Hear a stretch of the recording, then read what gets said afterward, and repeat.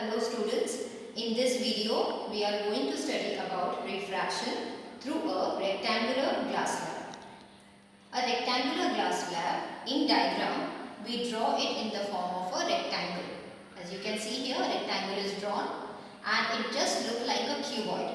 If you imagine a box, it just looks like that, and it is made up of glass, solid glass. Okay, so kind of paperweight you can say. It is a completely transparent type of a substance, and with that we study refraction. So let us see that when an incident ray comes obliquely and it strikes here at the interface, then it bends at the interface and then it travels along inside the glass slab. After that, it comes out again from there, and this ray now is known as emergent ray. The first two rays we have learned, incident ray and refracted ray. The new ray that you have seen here, this is not known as incident ray because this is not coming inside. This is coming outside of this rectangle, and therefore this is known as emergent ray, as it emerges out. So the name comes emergent ray. Now the angles which are being named after it are angle I, angle of incidence, angle R, angle of refraction, and angle E is named as angle of emergence.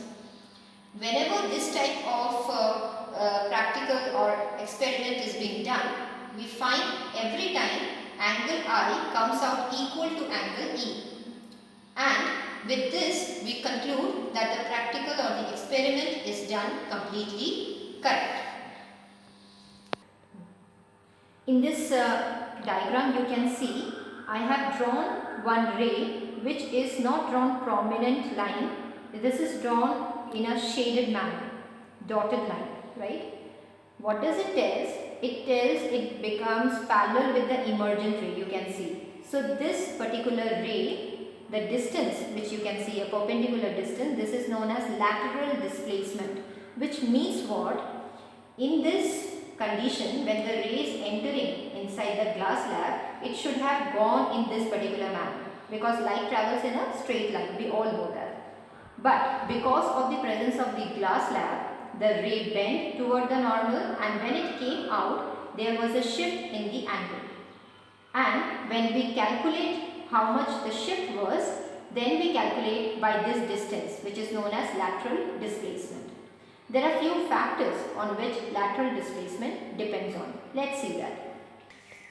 These are the factors affecting lateral displacement. The first factor, it depends on angle of incidence. That means if we increase angle of incidence, angle I, then the lateral displacement will also increase. For 30 degree say, lateral displacement is 2 cm. Then for 40 degree, the lateral displacement will become 3.5 or more than 3 cm. The second one is refractive index of glass, which means what?